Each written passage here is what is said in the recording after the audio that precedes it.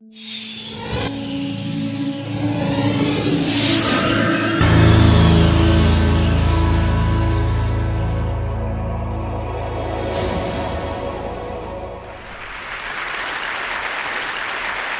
I grew up in Limpopo, on the border of Limpopo and Mpumalanga, little town called Mutetema. Water and electricity supply are as unpredictable as the weather.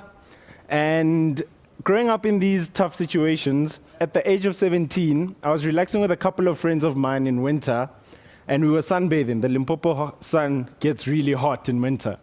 So as we were sunbathing, my best friend next to me says, "Man, why doesn't somebody invent something that you can just put on your skin and then you don't have to bath?" And I sat and I was like, man, I would buy that, eh? So I went home and I did a little research. And I found some very shocking statistics. Over 2.5 billion people in the world today do not have proper access to water and sanitation. 450 million of them are in Africa and 5 million of them are in South Africa. Various diseases thrive in this environment, the most drastic of which is called trachoma. Trachoma is an infection of the eye due to dirt getting into your eye. Multiple infections of trachoma can leave you permanently blind. The disease leaves 8 million people permanently blind each and every year. The shocking part about it is that to avoid being infected with trachoma, all you have to do is wash your face. No medicine, no pills, no injections.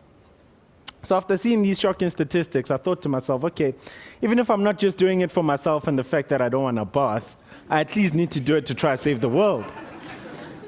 So with my trusty little steed, my Nokia 6234 cell phone, I didn't have a laptop, I didn't have internet much, except for the 20 Rand an hour internet cafe. I did research on Wikipedia, on Google about lotions, creams, the compositions, the melting points, the toxicities. I did high school science. And I wrote down a little formula on a piece of paper, and it looked like the KFC special spice, you know? So I was like, okay, so we've got the formula ready. Now we need to get this thing into practice. Fast forward 4 years later, after having written a 40-page business plan on the cell phone, having written my patent on the cell phone, I'm the youngest patent holder in the country, and I can't say any more than that. I had invented dry bath, the world's first bath substituting lotion. You literally put it on your skin and you don't have to bath.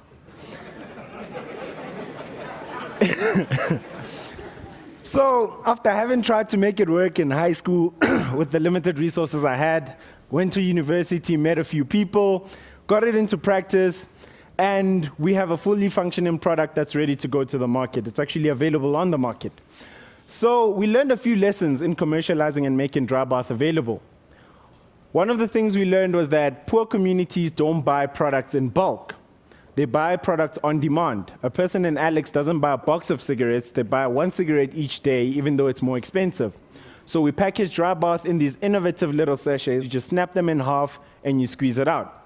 And the cool part is, one sachet substitutes one bath for 5 Rand.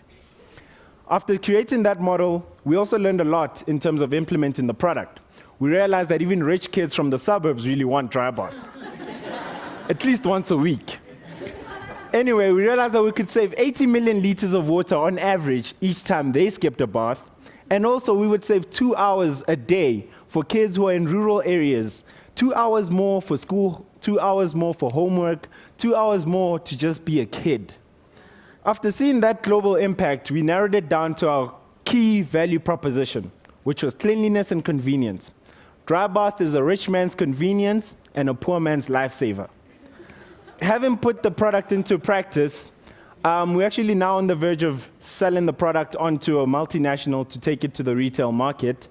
And one question I have for the audience today is, on the gravel roads of Limpopo, with an allowance of 50 Rand a week, I came up with a way for the world not to bath. What's stopping you? I'm not done yet.